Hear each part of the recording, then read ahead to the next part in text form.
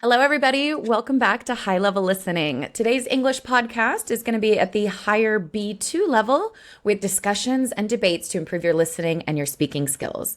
And today we're discussing something that almost all of us use every single day, and you might be using it right now, social media. Exactly. And like always, in these B2, C1 discussions, we want to challenge your English listening skills and use a broader range of vocabulary than usual to push and improve your debate and discussion level. So today, we're not just talking about holiday photos or watching funny videos. Instead, we're looking at the much bigger questions surrounding social media, like has it actually helped to bring people closer together? Why does it seem to create so much disagreement online? And perhaps the biggest question of all, are we still living our lives for ourselves, or have we slowly started living them for an audience instead? Absolutely. So that's a lot to think about. And I'm looking forward to reading the comments on this video already because I think almost everyone has experience with social media. But at the same time, I don't think many people stop and think about how much it shapes our relationships, our perspectives on the world around us, and even the way we see ourselves. Yes. So we know these higher level B1, C2 videos can be a bit trickier to follow. So if you want to get the PDF transcript to help you, or if you want to go beyond, go deeper into the conversation and get the language you need to express and apply your own ideas in advanced English, you can check out our Active English Discussions and Debate ebook, which has guided opinion building exercises, vocabulary and phrase lists, transcripts, the MP3s. It's all designed to help you move from passive listening to active speaking. So you'll find the link and the description pinned below. So, our topic number one brings us to social media brings people together, but can it replace real connection? Okay, so give you something to think about, right? Okay, well, I think if I'm going to go ahead and start personally, let's start with some good news regarding social media. I think the most logical place to begin is by recognizing just how much good social media has done for us. It's easy to criticize it because we hear so many stories about addiction or polarizing online arguments, but we really shouldn't ignore the positives. For lots of people, social media has made the world feel much more accessible and smaller than ever before. Your friends and loved ones are all at your fingertips. You can stay in touch with family who live abroad, reconnect with old classmates, meet people who share your own hobbies, and even build friendships with people you might have never met otherwise. Maybe 20 years ago, if you moved to another country, there was probably a good chance you'd gradually lose touch with a lot of people, not to mention all the money you would spend on long distance phone calls. But now it's perfectly normal and incredibly easy to keep up with someone's life for years, even if they're living on the other side of the world. Right, sure, yeah, I'd have to agree with that. Despite its drawbacks, it's still possibly one of the greatest communication tools that we've ever seen. And I've been lucky enough to travel, live and work in other countries, and I'm able to maintain and nurture all the friendships that I've made along the way, thanks in huge part to social media. I can keep in touch with friends, even if it's just sending each other memes for years. I'm still watching their careers, their relationships, and their lives progress. Without it, those friendships would likely have faded away completely. One thing I will say, though, I do wonder whether we've started confusing staying in contact with staying genuinely close. Seeing someone's holiday photos or liking a birthday post isn't necessarily the same as having a proper conversation or spending time together physically. So sometimes we feel connected simply because we know what's happening in someone's life, even if we haven't actually spoken to them in months.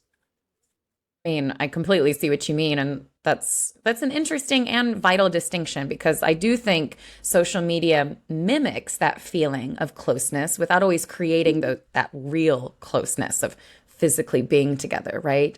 Maybe it feels more just like polite, kind of perfunctory interactions. You give them a like just because it seems like the appropriate or the polite thing to do. You might even feel like you've socialized a little, even when you still haven't physically spoken to or seen each other in person in years. I don't know. You might know when someone's traveling. Of course, that's probably the only time I blast everybody with pictures, right? Is when you're on a trip. You might even know what they had for dinner because they went out to a nice place or that they started a new job, perhaps, if they want to share something like that online. But those are only quick and, very, very quick snapshots. Real friendships usually develop through conversations, shared experiences, and being there for each other when life gets difficult. These deeper moments are much harder to recreate through a screen and through messaging, even if you are still messaging each other every day. So I think while social media can help us maintain these relationships that we've already cultivated in the past, I don't think comments, likes, and reactions can really replace that time, effort, and presence that a strong friendship really still requires. Yeah, I would fully agree with that. And I suppose another thing to social media's credit is these platforms have spawned communities and given many people a sense of belonging that they simply couldn't find before. Like maybe you have an unusual hobby, or you're learning a language that they don't speak in your country, or you've moved abroad to work or study, or you're just going through something difficult. There's almost certainly an online community out there where people are sharing your passions or understanding exactly what you're experiencing. And that can be incredibly reassuring. And the sharing of knowledge and advice inside these groups can be transformative. If you think back years ago, people often felt isolated because they thought no one else shared their interests in their local area, or they were having personal problems and no one to share them with. But now they can find thousands of people who do. So I don't always subscribe to that complaint that social media is replacing real life, because for some people, those online communities still are real life and genuinely become an important part of their support network where no one in their immediate vicinity can help. I mean, the problem isn't necessarily social media itself. I mean, it could be when you think about the algorithms, but the problem is when all of these online interactions start replacing opportunities for face-to-face connection instead of just complementing them or supplementing these relationships, right? If social media helps you stay close to people, discover new ideas, or find a community that supports you, that's fantastic, as long as you go out and touch grass, right? We do still need to be in the real world at times. So if scrolling or lurking quietly replaces you going out and meeting new people and leaving the house or calling your family or building relationships in the real world, then that's going to be a problem. That's going to end up being problematic in the end. Yeah, I would agree. Use it as a kind of launch pad, maybe. Mhm. And maybe the logical conclusion is that social media is an incredible tool for maintaining and creating connections, but it probably works best when it's supporting our relationships rather than becoming the relationship itself. The technology's definitely made communication easier than ever before. The challenge is making sure that convenience of likes and thumbs up doesn't quietly replace this genuine human connection. So the second big idea we want to tackle is social media gives everyone a voice, but does it also make meaningful conversations harder? Mhm. So this part of the discussion is probably where opinions become more divided, like they are online. But if I had to take a positive position to start, I'd say social media has done something quite remarkable. It has allowed ordinary people to have a voice. Years ago, it was something of a monoculture.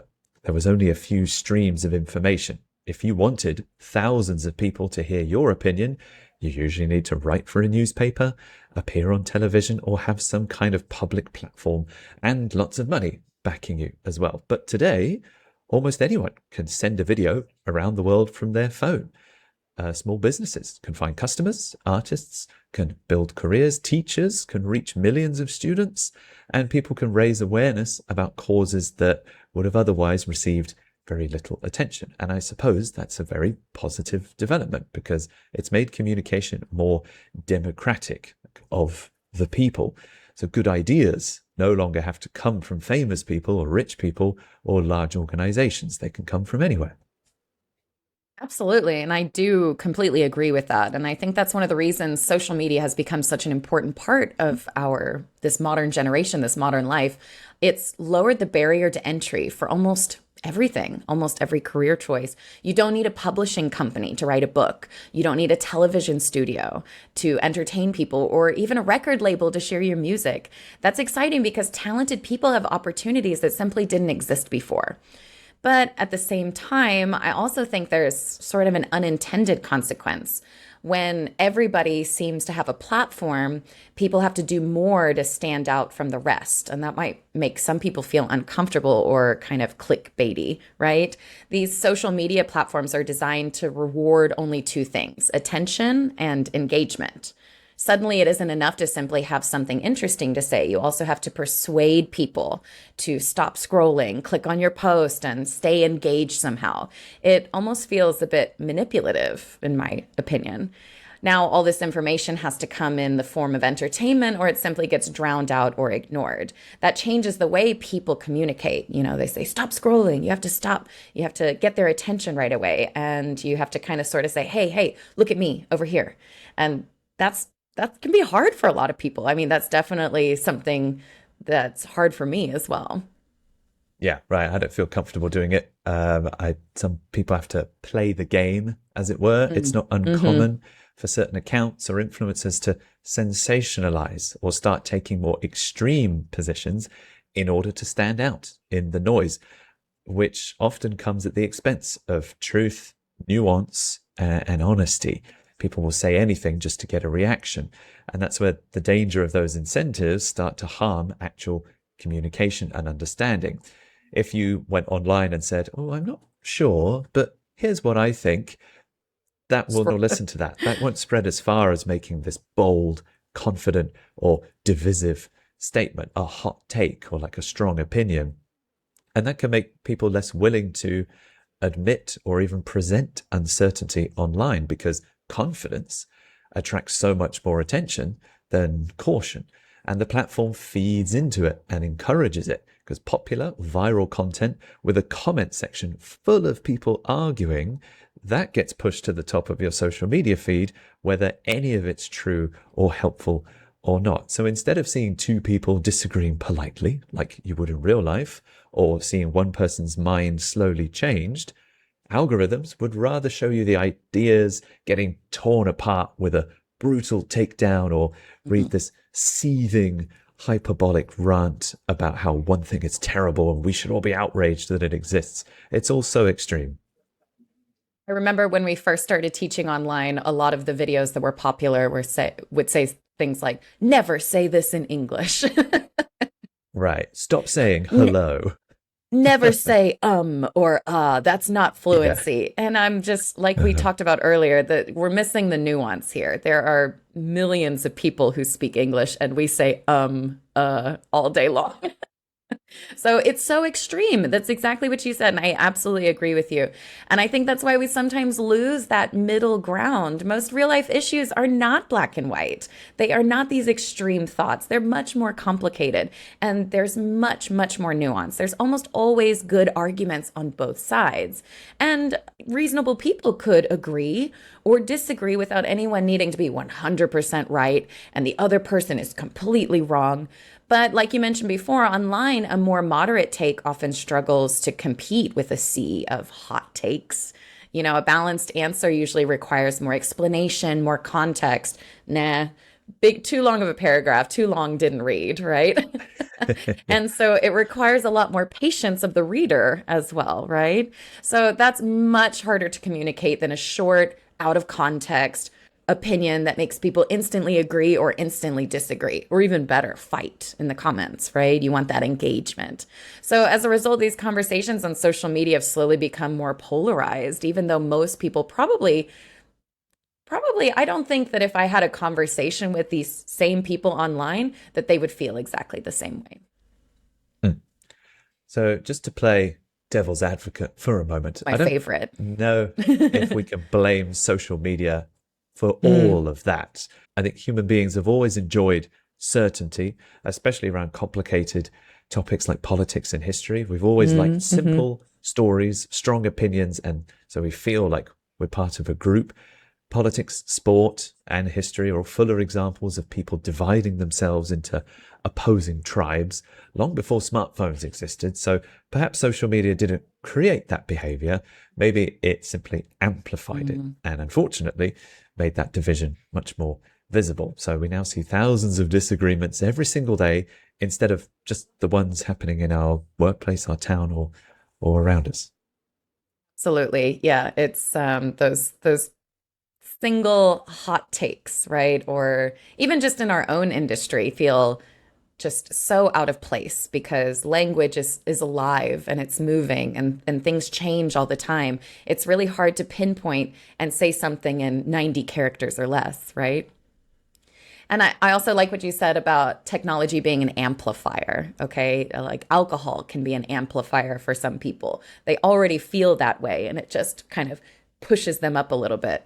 You know, that's true. Technology often amplifies human behavior instead of, say, inventing something brand new, right? But at the same time, the scale matters. If one disagreement happens between two people, I mean, it's usually forgotten pretty quickly. I mean, you get over it, you talk about something else, you move on. But online, a disagreement can be shared millions of times, and it can attract thousands of comments and encourage complete strangers to get involved, right? Something that might have been a small misunderstanding suddenly blows up into a public debate with everybody choosing their sides. Like, get on a side, get on a side. There's no in between. And that doesn't necessarily make people worse, although sometimes I do really think it does, but it does make the disagreement much bigger and it's louder and it's harder to escape, right? If someone just comes up to you on the street and asks you this question, this might have nothing to do with your life, but you might answer wrong. And then it gets edited in a way that makes you sound like a horrible person, right? So if you viewed the world entirely through social media, you think that the whole world was on fire every single day and everyone is at each other's throats, right? People in neighborhoods hate each other and there's rioting all the time. But really, in essence, that's one tiny part of the internet. That's one tiny algorithm that's being thrown at you over and over and over again to make you feel that way. So maybe a balanced conclusion is that social media has made it easier than ever for people to share ideas, challenge institutions, and contribute to important conversations. And I think that is still something worth protecting.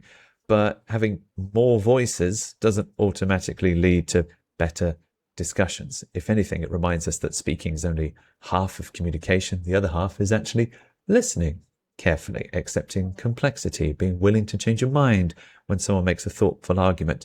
And I think those skills have become more valuable, though sadly rarer than ever. So, our final piece of the discussion and debate, are we still living our lives or are we slowly starting to simply perform for the internet? I've had this thought myself over the years. I mean, growing up with social media. So I think this is the most thought-provoking part of today's discussion because underneath everything we've talked about, connection, communication, public conversations, there is a much deeper question. Has social media quietly changed the way that we experience our own lives? I don't mean that people are deliberately pretending to be someone they're not, although that is true of a lot of things on the internet. I do genuinely think that most people simply enjoy sharing happy moments with friends and family. And there's absolutely nothing wrong with that. I love doing that, especially when I share it with close friends and family. But I do wonder whether the act of sharing something online sometimes becomes more important than the experience itself. You know, you visit a beautiful place, you try an amazing restaurant, or you celebrate an important milestone and you almost think, I should take a photo of this and share it to everybody online, right? It's such a normal habit now that maybe we barely notice that that's what we're doing. So I guess really the question is whether documenting life has gradually become just as important or even more important than just living it. Mm. Yeah, right. I know exactly what you mean. You hear people posting for clout, social media clout or influence.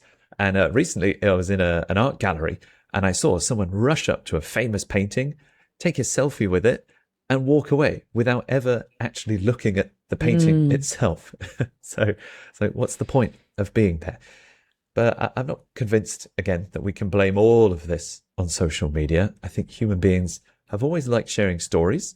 Long before social media, people came home from holidays with cameras full of photos, and they invited friends over to watch home videos or just told stories about memorable experiences. So in many ways, again, social media has amplified that. It's the modern version of that. It does allow us to keep memories, celebrate important moments. To be honest, most of what I use Facebook for now is memories, looking back at what I was doing on this day 10 years ago. And it helps you stay connected with people you care about too. So I don't think taking a photo automatically means you're enjoying the moment any less, but simply a way of remembering it with modern technology. And that's true. And I don't think the problem is wanting to take a photo or a video to capture the moment and keep it as a souvenir. But I think the bigger issue is what happens afterwards. What are you doing with those photos?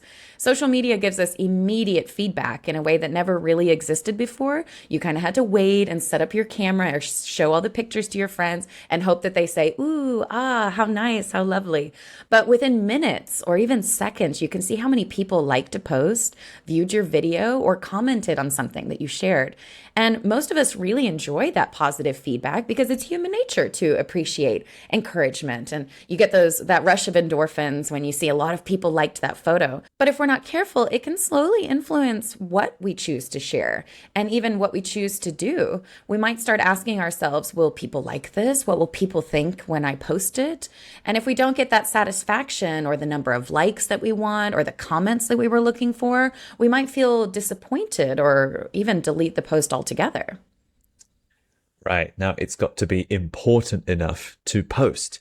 And what I've noticed is I start categorizing my ideas. Like, is this moment a big deal? Does it deserve to go on my main wall, like permanently?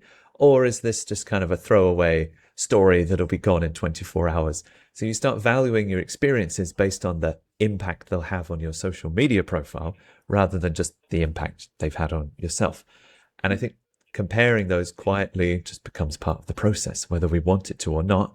Social media gives us these opportunities to compare our lives with everyone else's lives. So you have a friend who's traveling through Asia. Another one has just bought a house. Someone else has just been promoted. Another couple seems to have this perfect relationship. And rationally, like you've already said before, we know these are selected moments rather than their complete lives. There's no videos of them washing the dishes. But emotionally, it's surprisingly easy to feel as though everyone else is constantly achieving more while we're just slogging through ordinary life. And so I think that's one of the biggest psychological challenges that social media creates. Okay, so I would definitely say that once again, if we had to sum it all up into a logical conclusion, social media itself isn't inherently good or bad. It is one of the most powerful communication tools we've ever created, and it reflects many of the same strengths and weaknesses that already exist in human nature. It can bring people together, create opportunities, inspire creativity, and help us learn from people all over the world. But it can also amplify comparison, encourage performance, and make us forget that the most meaningful moments in life don't always need an audience. So maybe the healthiest approach is to enjoy social media without allowing it to become the measure of our happiness or success or our sense of self. Okay, so I think that's where we'll leave today's discussion. Now we'd love to hear what you think. Has social media improved your life overall, or do you think it's creating more problems than it solves? Do you think it's bringing people together or pushing them apart? Or have you ever caught yourself doing something simply because it would look good online? Let us know your thoughts in the comments. We do read and reply to every single one, so get in touch.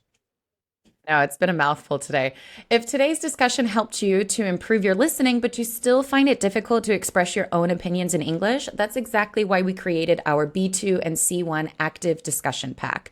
It takes conversations like these and helps you turn them into real speaking practice with guided opinion building activities, advanced vocabulary, natural phrases, discussion questions, transcripts, MP3s. We've got everything for you with all of our interesting topics that you're not going to have in everyday conversations. So this will help you really take your English to the next level. Yes, you can find the description for that linked below and pinned in the top comment as well. Please don't forget to like and subscribe to our channel if you haven't already. And we look forward to practicing more English with you here at High Level Listening. Thank you so much for joining us. We'll see you very soon. Bye bye.